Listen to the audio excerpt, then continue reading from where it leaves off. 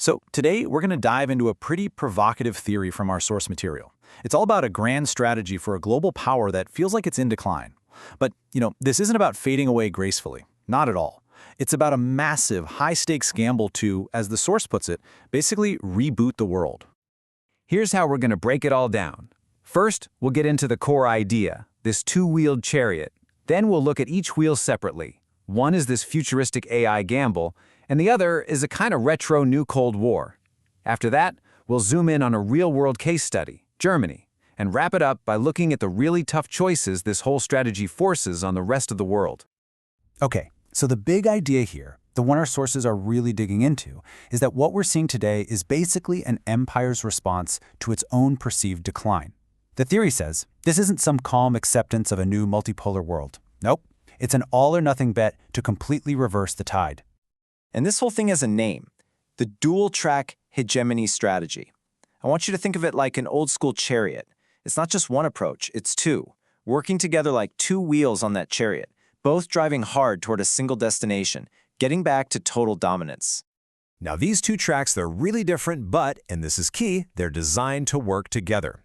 On one side, you've got what's called the future path. This is the AI hegemony gamble, and it's all about winning the 21st century with technology. On the other side, you have the retro path, the new Cold War playbook, which is all about dusting off old geopolitical tactics. The theory is that they're really just two sides of the same coin, working in perfect concert. All right, so let's dig into that first wheel of the chariot, the one that's all about securing the future with a kind of technological knockout blow. The AI gamble, according to the source, isn't just about being innovative, it's about pure domination. And the plan is basically a three-parter. First up, ensure a total monopoly. You do this with extreme tech blockades to basically kneecap any competition in the AI race. Second, you go all in at home. Get rid of any regulations, any red tape that might slow down development. And third, and this is a big one, you establish a form of digital colonialism. The US sets the global tech standards, and that forces every other country to become dependent on its AI ecosystem. Okay, so what about that second wheel? Well, if the first track was all about building the future, the source argues this one is all about weaponizing the past. Now, the new Cold War playbook, it's a bit more old school, but just as aggressive. Step 1, you have to create an enemy. You do this by framing all global competition as a simple democracy versus authoritarianism fight. Step 2, you bring your allies to heel, using security threats to force them into line. And finally, Step 3, you provoke controlled chaos. You strategically start and manage regional conflicts to bleed your rivals of their resources and their attention. So you might be thinking, this all sounds like a big abstract theory, right? Well, to show how this stuff could play out in the real world, the source analysis gives a super detailed and pretty powerful case study, and it's all focused on Germany. And get this, the source doesn't frame this as just a political critique. It's described as something way more clinical, a pathology report of a nation's diplomatic self-destruction. I mean, that's a really provocative way to set the stage for what we're about to see. According to this analysis, the whole process of turning a strong ally into a subordinate state, what they call vassalization, it follows three clear steps. First, you have to dismantle its independent foreign policy. Second, you manufacture external threats to justify a massive military buildup. And all of this leads to the third and final step, something called the dual squeeze.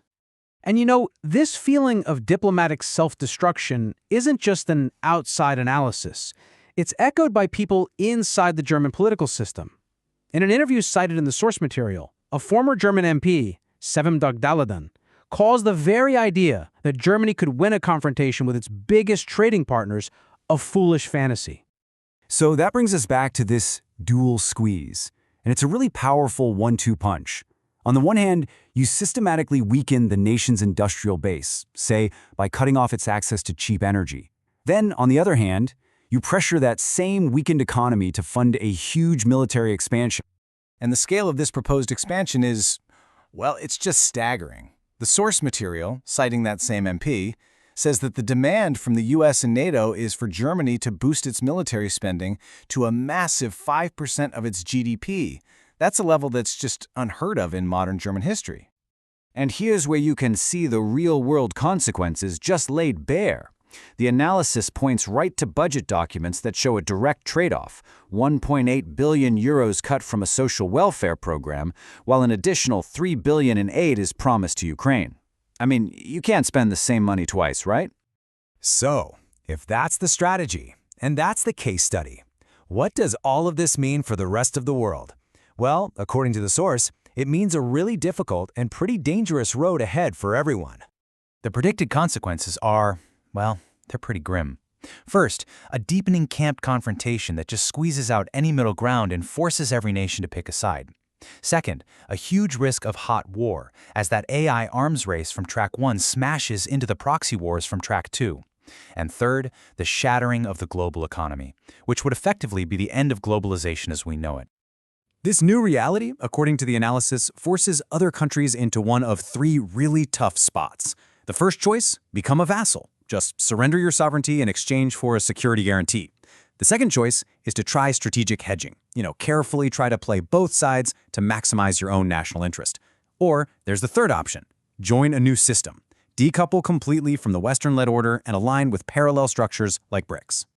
But in the end, the source argues that both of these tracks, the AI future and the Cold War past, are driving toward one single audacious goal: a high-stakes gamble to literally reboot the world, restore unipolar dominance, and use the sacrifice of allies as the fuel for the engine. And that leads us to the final, absolutely critical question that the source material leaves us with.